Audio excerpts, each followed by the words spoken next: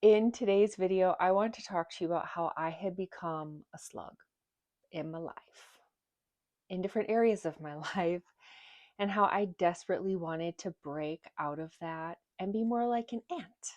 And I want to explain to you what the heck I mean by that. If I'm being honest, when I sunk into a really severe depression after I decided to get sober in late 2019, and my marriage collapsed and I felt like everything was falling apart, I went through several years where I felt like the dreamer inside of me had died and I did not know what was going on. I felt like I was completely losing myself and who I was. On social media before that, I was like miss inspirational and motivational and positive.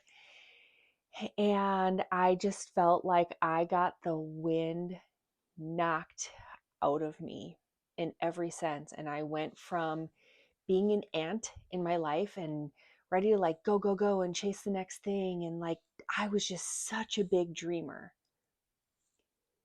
And then I was not.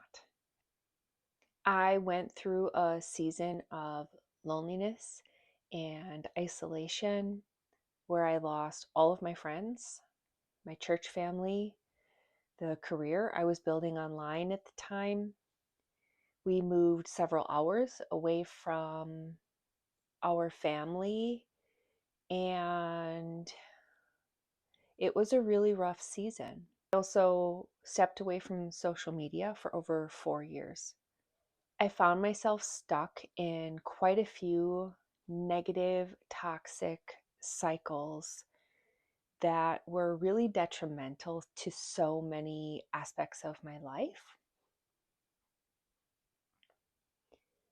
I could not see past my daily emotions, my daily circumstance.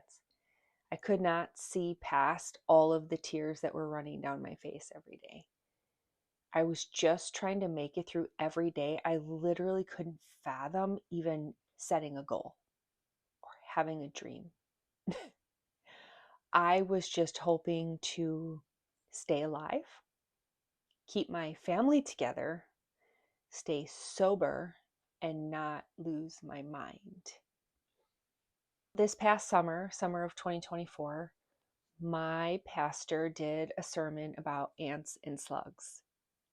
And I haven't stopped hearing sermons about ants and slugs since. It is constantly in my YouTube feed. And so I did a little bit of research because I thought, well, what is this? And I want to know more because I definitely don't want to be living my life like a slug. And I felt like a slug. It was interesting because although I felt like I was living a sluggish life, like everything was drained out of me, I was also very just busy in my mind, thoughts constantly racing. I homeschool our 4 children, so that keeps me very busy. I stay very busy in the kitchen. I cook just about everything from scratch. And even though I was busy, I felt like I wasn't getting anywhere. I wasn't learning what I needed to learn. I felt just stuck and going through the motions of just trying to make it through every day. So, if it's okay, I just want to read a couple of things to you so that you have a little bit of context and you know what the heck I'm talking about. So, Proverbs 6, chapter 6, verses 9, 10. I might go down into 11. How long will you sleep, O sluggard? When will you arise out of your sleep? Yet a little sleep, a little slumber, a little folding of the hands to lie down and sleep. So will your poverty come like a robber. Proverbs 13:4. The appetite of the sluggard craves and gets nothing, but the appetite of the diligent is abundantly supplied.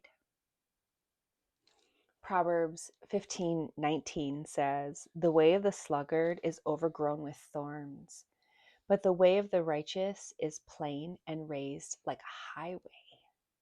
Proverbs 20, verse 4. The sluggard does not plow when winter sets in, therefore he begs in harvest and has nothing. Proverbs 21:25.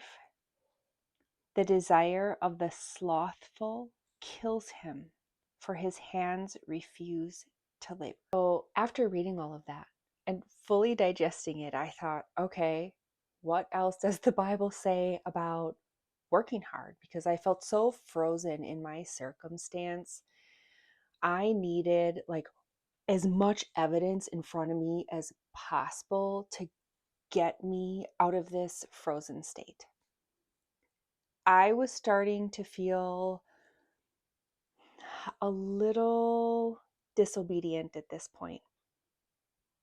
I knew that I was going through a refining season. I did. But it was also really muddy because a refining season, a season of wilderness where you're really getting worked on, can also look like spiritual warfare. It can look like the devil has got you in his grip. And I did not know which one it was for a really long time. It can be both. The Bible also says that God will take everything and use it for his good.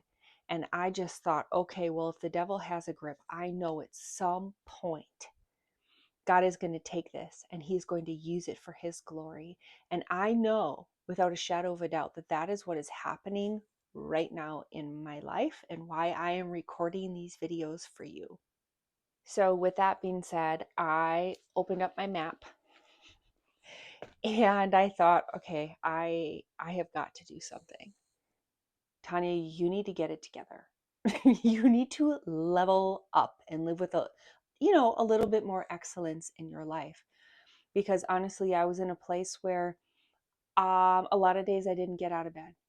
I didn't brush my hair for a week. I was on the struggle bus. Okay, my kids ate a lot of chicken nuggets during the season of my life. And I did whatever I had to do to just keep breathing. Proverbs 10:4. He becomes poor who works with a slack and idle hand, but the hand of the diligent makes rich. He who gathers in summer is a wise son, but he who sleeps in harvest is a son who causes shame. Ecclesiastes 10:18 says, through laziness the rafters sag, because of idle hands the house leaks. 2 Thessalonians 3:10 says, for even when we were with you, you gave us this rule. The one who is unwilling to work shall not eat. Now, although obviously I was working very hard raising the kids, I have for the last 16 years, my husband works very hard to provide for us.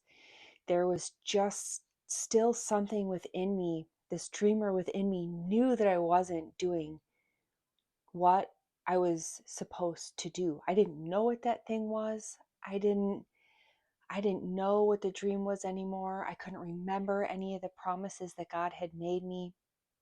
I was questioning, were those all those big dreams from my flesh, or was it a calling from God? Like, there was so much to figure out. But after reading these verses one after another, I finally I knew that there was more. I had always felt like there was more. For years, I knew that there was more. I didn't know what the more was. Didn't necessarily have to be wealth or in the form of cash, if you will. But I just knew that I had a bigger calling on my life, a different calling on my life, that I needed to get it together so that I could live out God's will for me.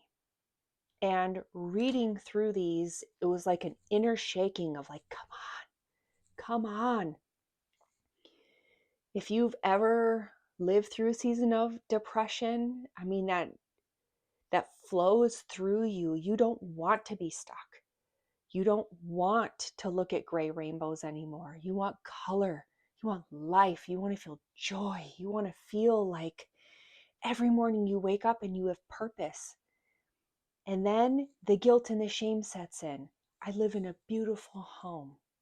I get to stay home with my children. We have plenty of food, right? And the enemy just gets in your mind.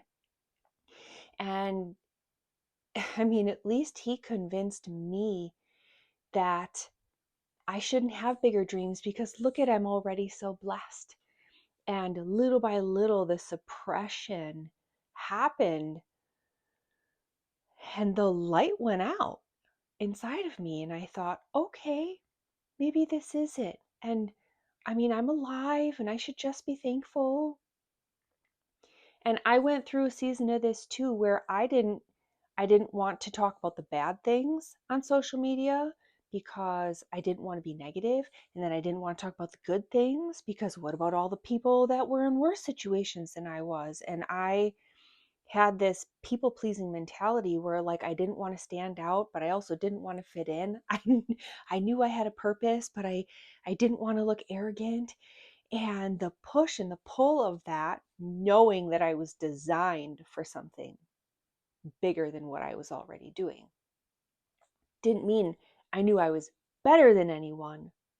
I just knew that there was a greater calling for me on my life. And I had to do something with that. I had a responsibility to do something with that. So I started asking myself, what was the bigger thing? What is the bigger thing? What is the bigger picture? What is my responsibility as a mother? What does this look like? Are all of the goals and the dreams that I had at one point, were they selfish? Were they greedy? What were they? You know, I grew up in a Christian home and there's a lot of things fed to us in church about contentment and not being wealthy. And I had a lot of processing to do because I felt like I was given such a generous heart. It is one of the most beautiful things about me. When I see people in need, I just want to help them so bad. And I knew with the heart that I have and with the level of generosity that I wanted to be able to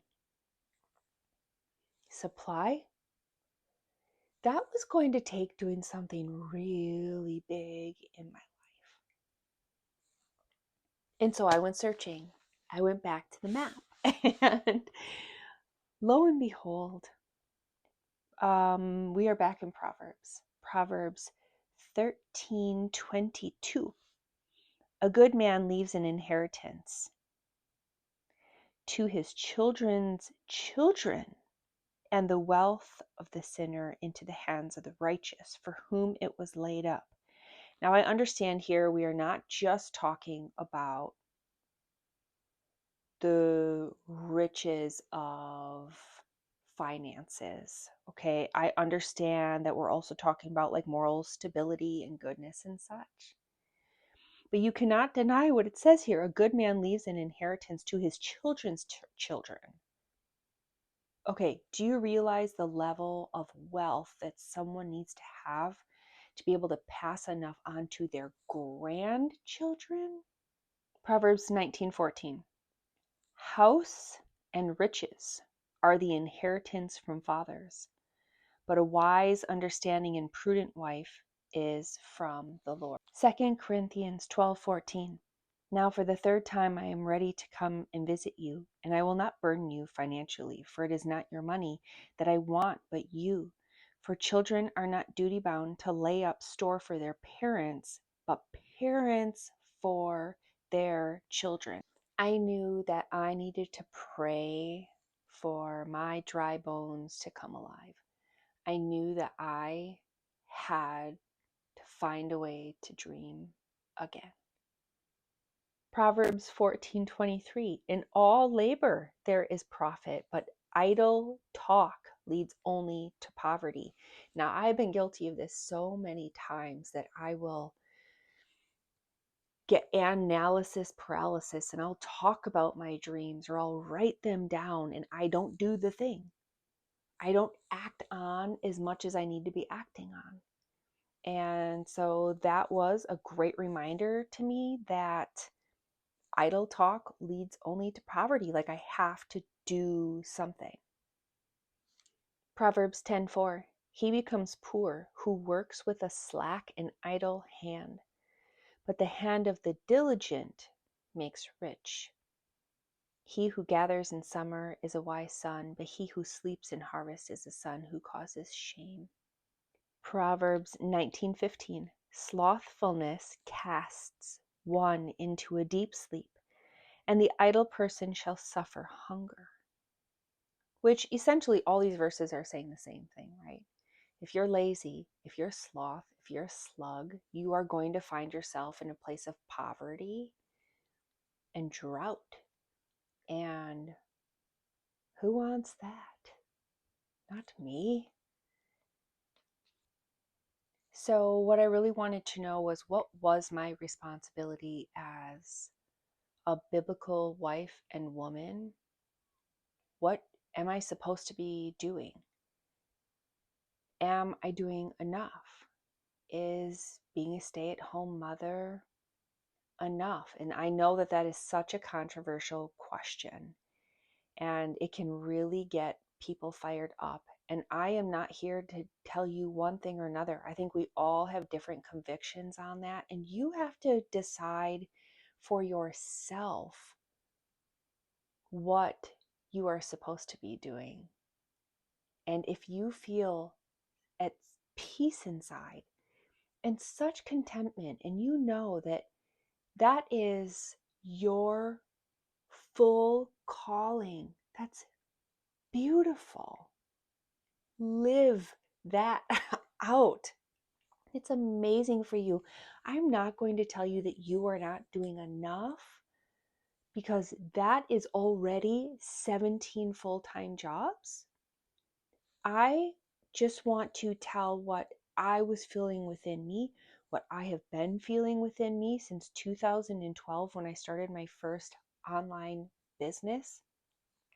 When I was pregnant with my third child, something shifted and I haven't been able to shake it since. So this is just my story about what I feel for my life.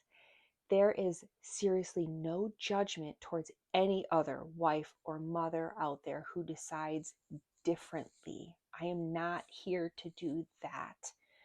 I just want to talk about my process and hope that it inspires you in whatever capacity you are finding yourself in. This is why I'm here today in front of you, telling my story of how I am still moving out of sluggish ways in areas of my life and trying to be more like an ant. I am trying to be molded into a Proverbs 31 woman, because I know that that is God's design and I want to fully live in that. And honestly, I shouldn't even say I'm trying to. What I'm meaning to say is that I am in a season of full surrender. I still do not know what God is all going to do with all of this. I have no idea, and I am okay with that. Because honestly, in the past, I would want to see so far down the line, and that can freeze a person. And if you're a planner like I am, you can really get stuck. And so it's best that He just gives me the day to day. I hope that this encourages you some way, somehow. If it has, I kindly ask that you subscribe, that you like this video, that you share it with a friend who maybe you know is struggling and stuck, and maybe they were like your one friend who used to have big dreams and now it's like their light went out. I don't want anyone to ever feel as lonely as I have felt over the last several years of my life. God bless you. Until next time.